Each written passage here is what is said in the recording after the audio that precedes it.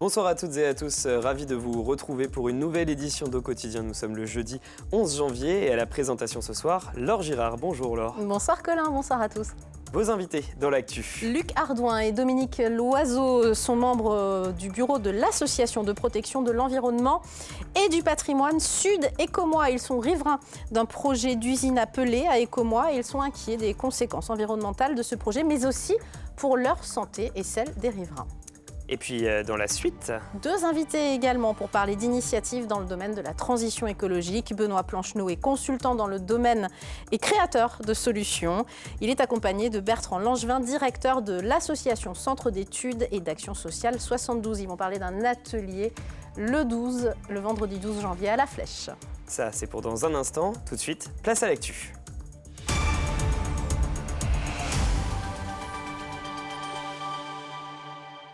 Au sommaire de cette édition, une cantine très attendue au Sablon. Oui, celle du collège Costa Gavras qui avait brûlé voilà 14 ans maintenant dans le quartier des Sablons. Alors ce nouvel outil est une petite révolution pour l'ensemble des élèves et du personnel de l'établissement. Et puis direction Sillé-le-Guillaume où le château va faire l'objet de grands travaux afin de lui redonner son aspect du XVIIe siècle, vous le verrez.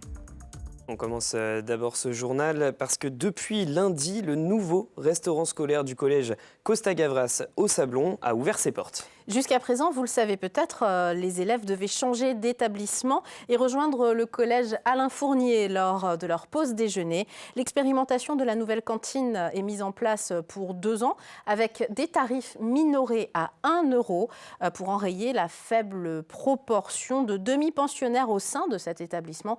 Le reportage d'Anthony Piton avec la voix et la participation de notre stagiaire Amélie Decher.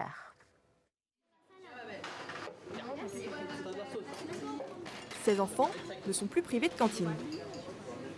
Depuis la rentrée de janvier, le collège Costa Gavras a enfin sa restauration scolaire au sein de l'établissement. Du coup, on est dans notre propre collège, on n'a pas besoin d'aller faire des allées, de sortir du collège. Et ça fait du bien d'être qu'avec nos surveillants et de ne pas être avec d'autres élèves. Les choses rentrent donc dans l'ordre. On a un peu plus de temps pour jouer, pour faire du foot, du basket, aller au CDI, pour aller travailler. Car depuis l'incendie de 2010 et la reconstruction du collège, les demi-pensionnaires devaient se rendre dans un autre établissement pour prendre leur repas. Des années de galère pour ce collège des Sablons, classé en zone d'éducation prioritaire renforcée. On a un souci de retard, beaucoup de retard en début de demi-journée, notamment à 1h30, et puis de l'absentéisme aussi l'après-midi. Donc là, ça va s'apaiser. Et moi, ça fait 7 ans que je suis là, donc 7 ans que je l'espérais, d'être un collège comme les autres, avec les mêmes offres, de pouvoir avoir la même temporalité, avec le temps du midi, avec ce temps de repos, ce temps collectif. Un choix qui s'expliquait à l'époque par le faible nombre d'inscrits en demi-pension, moins de 10%. Mais 14 ans après, le constat est le même. La proximité du domicile par rapport à l'établissement est probablement une des raisons déjà pour lesquelles l'élève ne venait pas à déjeuner. On a pu aussi discuter avec les parents. On s'est rendu compte que les élèves ne mangeaient pas aussi quand ils rentraient chez eux. Donc nous, face à ça, on s'est dit que la seule solution était de trouver une solution technique sur place pour maintenir les élèves à rester dans le collège.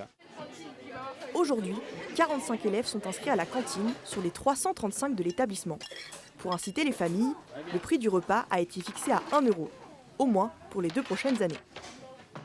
À la Ferté-Bernard, maintenant, le programme du Festival du Livre Jeunesse a été dévoilé. 14e édition de ce festival qui a pour but, vous l'imaginez, de promouvoir la lecture, notamment auprès des jeunes. L'événement a attiré 3500 visiteurs en 2023. 55 écrivains, illustrateurs et scénaristes seront à la Ferté-Bernard les 16 et 17 février. Prenez note pour rencontrer évidemment le public avec un thème très riche cette année et qui vous va bien, Colin Ancel, c'est l'aventure. On écoute Violaine Collin, coordinatrice de ce festival. Il y a plein de livres d'aventure, des livres avec des découvreurs, pour partir à la découverte du monde. Et on s'est dit que c'était un thème propice pour les livres, mais c'est aussi pour les animations qui auront lieu le jour du festival. Oui, on a des auteurs qu'on est très contents d'avoir, notamment Karine Hinder qui illustre la BD Brume. On a des auteurs très prolifiques comme Laurent Audouin, Amandine Laprin, des auteurs donc à la fois d'albums jeunesse, de romans et aussi de bandes dessinées. Et cette année, on continue aussi avec le manga, puisqu'on aura un pôle manga dédié avec trois mangakas. Donc un qui viendra en rencontre scolaire et 2 qui réaliseront une frise en direct le jour du festival. Allez Laura, un mot de l'emploi en Sarthe maintenant. D'après la dernière parution de l'INSEE, la croissance économique ralentit partout en France au 3e trimestre 2023, sauf en région Pays de la Loire. La seule en France a gardé un taux de chômage sous les 6%. Il est de 5,8% de la population active dans notre région et reste stable contre 7,4% à l'échelle nationale. Néanmoins, en Sarthe, l'INSEE note une légère baisse de l'emploi salarié à 0,6% de baisse au 3e trimestre.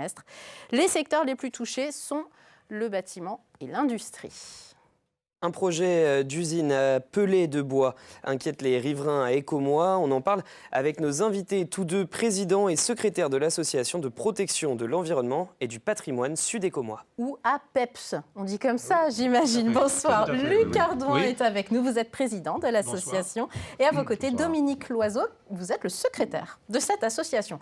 Le 20 décembre, pour contextualiser, une réunion publique était organisée à Écomois par l'enquêteur public chargé du dossier. Cette même enquête publique vient de se terminer le 5 janvier.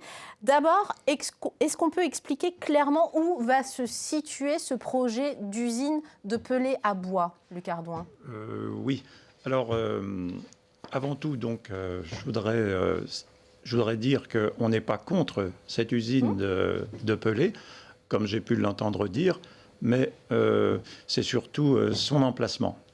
Alors, son emplacement qui nous paraît plus adapté pour ce genre d'usine, puisqu'elle est à proximité de la ville, il y a des habitations de proximité et aussi des zones pavillonnaires.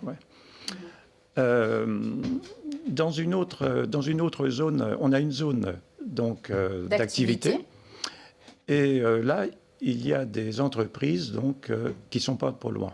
Et là, on veut nous remettre une usine, un peu comme la précédente, donc qui nous a posé beaucoup de désagréments. Alors, je tiens quand même à préciser, donc on parle des riverains de la Pralle, l'étang de la Pralle, la Mariette, le chemin de la Mariette, exactement, qui sont vraiment à proximité de cette ancienne usine. Il y a déjà eu une usine, il y a quelques années, qui a fermé, qui s'appelait l'usine Bellipa, dont on se souvient peut-être. Vous vous en souvenez, Dominique Loiseau? Oui. Elle a fermé en 2012, cette usine-là.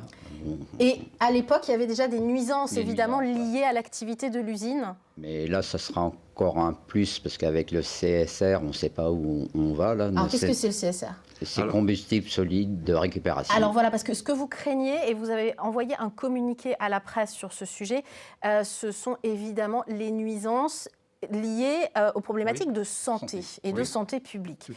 Tout d'abord, il y a la question des fumées, que cette usine pourrait dégager. Alors expliquez-nous. Alors bien sûr, parce que même s'il y a des normes, en fin de compte, la norme, c'est quoi? C'est la quantité de pollution autorisée qui est lâchée dans l'atmosphère. Donc, et petit à petit, qui pollue quand même. Même si on nous promet des normes, en plus, donc... voilà, c'est ça. Et ces fumées risquent de projeter des dioxines. Vous ne savez pas concrètement, on vous dit que cette usine va fonctionner avec du combustible non recyclable. Alors qu'est-ce que c'est concrètement? C'est du plastique non recyclable, du carton, du papier et des textiles. D'accord. Et du bois aussi. Voilà, et du bois aussi, certainement, entre autres. Autre nuisance qui n'a pas été évaluée pour l'instant, le bruit éventuel de l'usine, mais aussi de la circulation autour du bâtiment. Les broyeurs, même s'ils sont insonorisés, on nous a pas donné de dernier coup à la réunion de Alors vous avez posé la question lors de la réunion du 20 décembre. Le 20, on a posé la question et on n'a pas eu une réponse claire sur le nombre de décibels, malgré le calfeutrage, le nombre de décibels que ça allait produire. Donc ça n'a pas été clair. Autre nuisance, vous parlez d'amiante sur ce site. Oui, alors oui, c'est vrai que On n'a pas de certitude sur ce sujet, mais en tout cas, c'est des craintes que les riverains... Les bâtiments sont en amiante, voilà. mais Parce qu'il après... date de 75, d'après une personne qui a travaillé là-bas, Donc c'est un sujet, on n'ira pas plus loin parce qu'on n'a pas forcément les informations. Et puis évidemment, il y a la circulation des camions autour de ce type de bâtiment. Alors ça, c'est quelque chose que vous craignez fortement. Disons que la route de Tours déjà est pas mal utilisée, donc ça va faire un plus, quoi, donc, au niveau circulation. Plus l'avenir du centre logistique à côté, ça va cumuler les deux, donc je ne sais pas trop... Ce qu'on comprend bien dans ce que vous dites, c'est que vous posez beaucoup de questions, vous, riverains. Il y a eu une réunion d'information le 20 décembre, mais qui arrivait un peu tard, à votre avis. Et pour l'instant, vous attendez des réponses, en fait. C'est ça que vous demandez ce soir, finalement. Nous, on veut des réponses, voilà. À toutes ces questions. Bien sûr, parce que par le passé, on a vu ce que ça a donné. L'usine La Bellipa, en fin de compte, aussi, il y avait des normes, certainement. Et puis, il y a eu beaucoup de pollution, il y a eu beaucoup de désagréments. Et entre-temps, il y a eu des constructions, notamment une zone pavillonnaire juste à côté qui n'existait pas à l'époque. Donc, il y a plus d'habitations aujourd'hui sur ce secteur. Puisqu'il y a encore 3 ans, il y a des maisons encore qui se construisent à proximité. Donc, voilà. Donc, c'est pour ça que ce site nous paraît plus... Et ces gens sont un peu déçus parce qu'il aurait su, il n'aurait pas fait construire. Éventuellement. En tout cas, si vous avez des réponses à apporter à l'association APEPS, ou si vous voulez tout simplement poser des questions à l'association, il y a un mail apepse72@gmail.com. Merci d'être venu nous exposer vos craintes en tant que riverain de ce projet sur ce plateau. Merci beaucoup. Et maintenant, leur direction Sillé-le-Guillaume, où des travaux d'ampleur viennent de commencer puisque le château est en pleine rénovation. Cet édifice bâti sur les ruines d'une forteresse du XIe siècle s'offre une nouvelle façade. C'est un château avec une histoire riche et variée, histoire qui vous est racontée par Colin Ancel. Il trône, majestueux, sur les hauteurs de Sillé-le-Guillaume. Successivement forteresse médiévale, préfecture, mairie, tribunal, prison, puis collège après le don de l'édifice à la commune par Napoléon. Du XIe siècle à nos jours, le château a vécu plusieurs vies. Pendant ces années de lycée-collège, on a ouvert énormément de portes, on a ouvert des fenêtres. Et donc aujourd'hui, on va refermer des fenêtres. On va faire un petit changement de la façade. On va vraiment redonner à ce château une âme de château, j'allais dire, et de le remettre dans son jus du XVIIe. 8 mois de travaux nécessaires pour rénover le logis Est. La consécration après 2 ans de recherche de financement. Coût du projet 2 250 000 €, financé à 80% par les différentes collectivités. Après la façade, c'est l'intérieur qui sera aménagé. On compte faire à l'intérieur des espaces muséographiques ou des espaces sur l'histoire du château. On a aussi une belle collection d'Arsène-Marie Lefebvre, qui est un artiste silléen qui a dessiné Bébé Cadom pour la marque. Valoriser le territoire, valoriser un patrimoine immatériel aussi, qui fait aussi l'importance de Sillé dans l'histoire. Beaucoup d'autres projets sont déjà à l'étude pour valoriser cet édifice et l'ouvrir à tous. Ce n'est pas uniquement le château de la ville de Sillé-le-Guillaume, c'est le château de tous les habitants, c'est le château d'un territoire. On a déjà un abondement de la Fondation du patrimoine, on sait qu'on a un dossier qui est parti à la Fondation Berne. Tout ça, ça déclenche d'autres aides qui seront importantes pour l'avenir de la restauration de ce château. Et c'est un plaisir de travailler sur des projets comme ça, mais le nerf de la guerre, c'est l'argent, donc il nous faut de l'argent. Pour cela, il est possible de soutenir la réfection du château en allant sur le site de la Fondation du patrimoine. Malgré les travaux, l'édifice sera ouvert aux visites cet été. Pour finir alors, focus sur notre héros du jour. Guillaume César est sapeur-pompier et infirmier du service départemental d'incendie et de secours de la Sarthe. Et il est parti ce mardi 9 janvier en mission humanitaire pour porter secours aux populations de la bande de Gaza en plein cœur de la guerre au Proche-Orient. Il occupe ses fonctions au SDIS de la Sarthe depuis 2016 et a déjà effectué plusieurs missions humanitaires, notamment à Mayotte. Pour l'instant, il est difficile de dire combien de temps il restera sur place, mais quoi qu'il en soit, nous lui souhaitons bon courage pour cette mission. Évidemment, bon courage à lui. C'est la fin de ce journal. On se retrouve pour parler initiative dans le domaine de la transition écologique juste après la pub. Ne bougez pas, à tout de suite.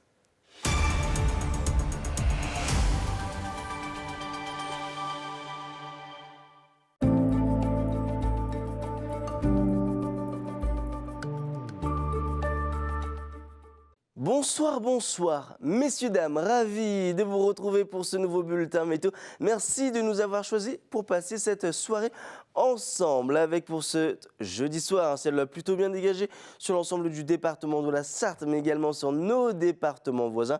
Vous le voyez, rien n'a signaler. RAS, comme on dit dans le jargon. Si ce n'est les températures encore assez basses dans l'ensemble, avec moins 2 degrés du côté de Mamers, moins 1 pour Saint-Calais ou encore au Mans, 0 degrés pour Alençon, pour La Flèche, pour Tours ou encore du côté de Vendôme. Pour la journée de vendredi, vous le voyez, toujours sous l'influence des hautes pressions, cet anticyclone qui continue de nous protéger, eh bien on profitera encore une fois d'un franc soleil dès les premières heures de la matinée. Les températures entre 0 et moins 1 degré. Certes, il va faire froid, mais un petit peu moins froid que ces derniers jours. Moins 1 degré au Mans pour Laval ou encore pour La Flèche. Idem du côté de Tours pour Blois ainsi que pour Vendôme. 0 degré à Alençon pour Mamers ou encore du côté de La Ferté-Bernard ainsi que pour La Chapelle-aux-Choux. Pour la suite de votre journée, encore du soleil et les températures comprises entre 6 et 7 degrés, ça continue de grimper légèrement avec 7 degrés pour Alençon, au Mans ou encore pour Laval. Alors pour la journée de samedi, malheureusement l'arrivée d'une perturbation, celle-ci restera essentiellement nuageuse, des températures qui vont de nouveau chuter entre 2 et 3 degrés. Pour la journée de dimanche, ça devrait être globalement le même programme météo. Alors bien évidemment, au vu de cette échéance, nous affinerons tout ça lors d'un prochain bulletin météo. En ce vendredi 11 janvier, on continue de gagner quelques minutes de soleil et je vous dis à très vite pour un nouveau bulletin météo.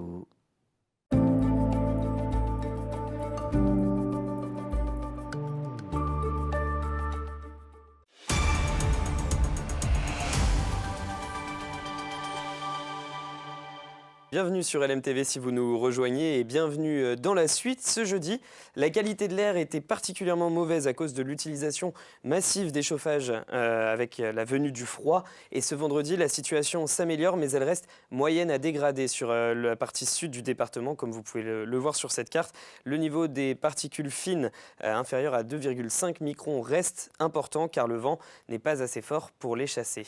Voilà, alors je vous rejoins avec nos invités. Indirectement, on parle un peu de la même chose parce qu'on va parler de développement durable, on va parler de défense finalement de nos écosystèmes par le biais d'un atelier qui a lieu ce vendredi 12 janvier à La Flèche avec nous. Benoît Plancheneau, vous êtes consultant en transition écologique, animateur et formateur notamment de la fresque du climat.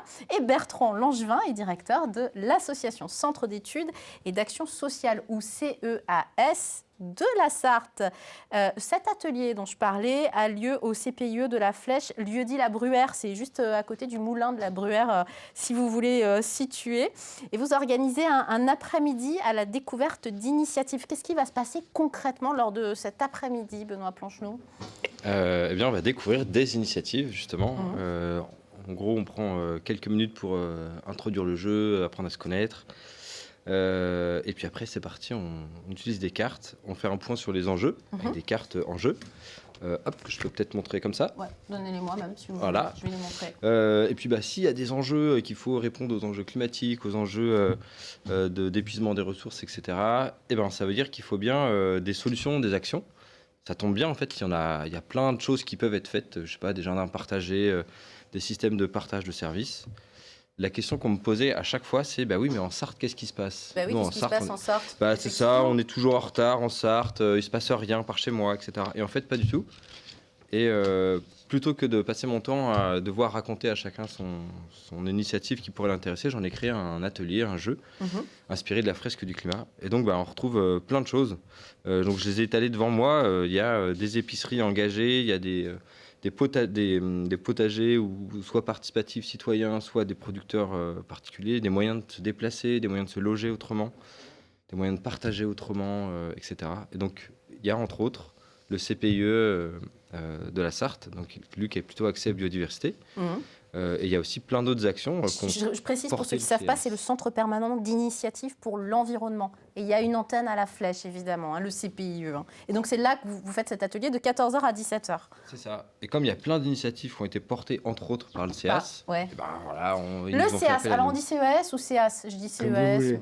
Ouais. CES, Qu'est-ce que c'est d'abord, le CEAS? Alors, le CEAS, c'est une vieille association qui a été créée en 1937. Vieille association qui a toujours eu à peu près la même philosophie, c'est d'aider, de soutenir, d'accompagner les projets sur le territoire, de soutenir les envies d'agir, qu'elles soient des habitants, qu'elles soient des collectifs d'habitants, qu'ils soient ceux des élus, des collectivités, et de venir apporter de la méthodologie et apporter du soutien pour faire en sorte que ces projets sortent. Et effectivement, dans l'animation et dans le jeu que propose Benoît, il y a un certain nombre de projets qui sont passés par le CEAS qu'on a pu accompagner, puisqu'on a développé depuis une dizaine d'années un incubateur de projets.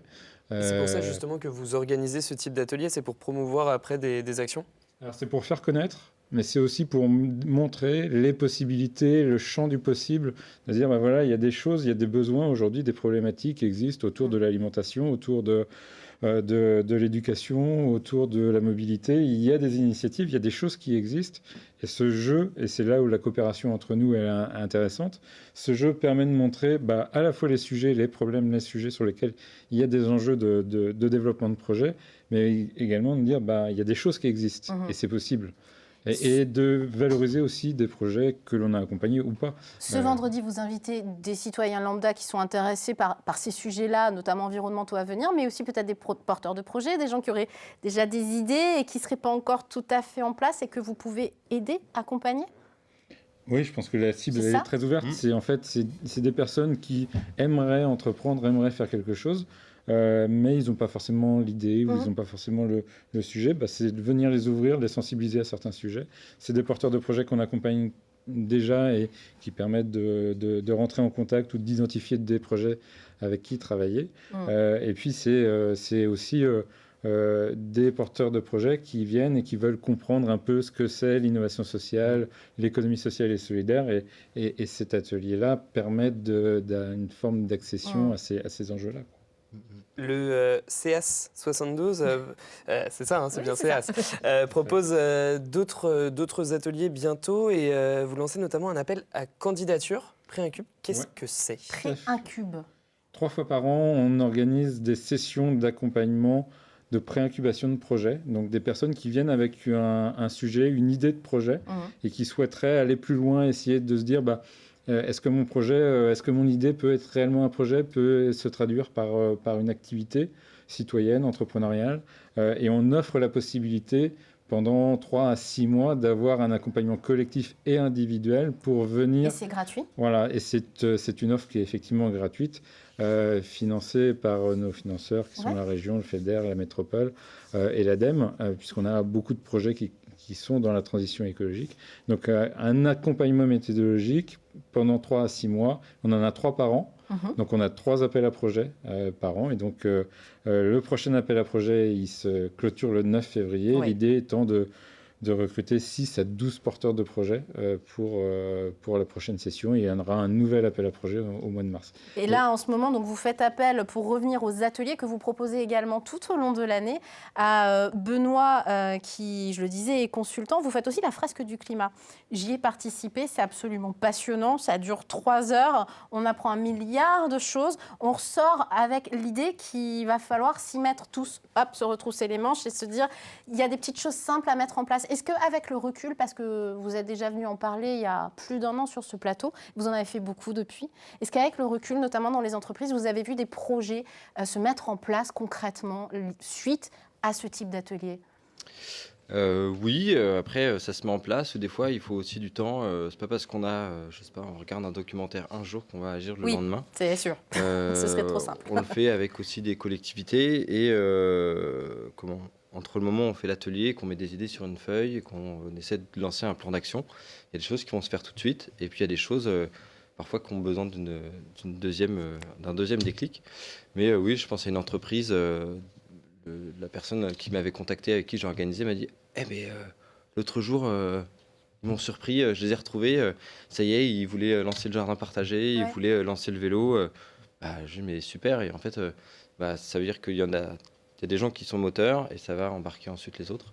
Donc il y a urgence, mais il faut aussi se donner du temps au temps et ça se fait, ça avance. Et c'est pour ça que vous proposez beaucoup d'ateliers. Il y a beaucoup de choses à dire. En tout cas, si vous êtes intéressé, notamment si vous êtes porteur de projet et que vous voulez participer à cet appel à projet, pourquoi pas. Vous avez jusqu'au 9 février. Vous allez sur le site. Alors ça, c'est Solutions Transition Écologique 72. C'est le site internet de Benoît Plancheneau qui vous propose des solutions et notamment, pourquoi pas, des ateliers fresques du climat ou alors ce jeu de cartes qu'il a créé lui-même. Et sinon, le CAS72. .fr et le numéro de téléphone qui s'affiche au bas de votre écran pour les informations et pour vous inscrire notamment à cet atelier, donc ce vendredi 12 janvier, à partir de 14h au CPIE de la Flèche. Merci d'être venu nous parler de ces actions sur ce plateau et on en reparlera bien sûr. Allez, ce soir, Laure, on joue et on vous fait gagner des places pour le Geek Live Festival. Et vous êtes très nombreux à jouer, alors regardez la question dans ce magnéto. Aujourd'hui, gagnez 2 places pour le Geek Live Festival au Mans, les 13 et 14 janvier, en répondant à la question suivante. Quelle est la célèbre réplique de Dark Vador, dite à Luke Skywalker dans l'épisode 5 de Star Wars, L'Empire contre-attaque?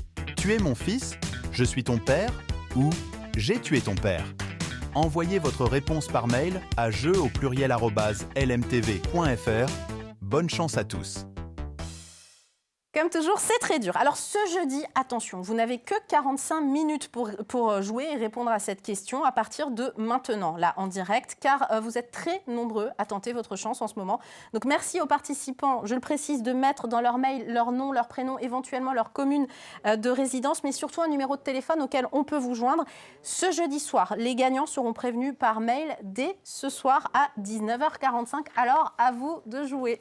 Et maintenant, Laure, on regarde culturel avec Chloé Bergera et devinez de quoi on va parler. Du Geek Live Festival. Évidemment. Mais on va aussi parler de rencontres des femmes d'histoire au Théâtre des Quinconces au Mans ce samedi 13 janvier. Des conférences qui sont consacrées cette année à Marthe Bonnard, la femme du peintre Pierre Bonnard, qui était sa muse, mais qui était aussi peintre, mais qui était moins connue que lui. Évidemment. Comme souvent les femmes dans l'histoire, n'est-ce pas ? Malheureusement. Aujourd'hui, c'est plus comme ça. C'est comme ça que vous le pensez, moins malheureusement. C'est la fin de ce journal. On se retrouve ce vendredi à 18h30 en direct.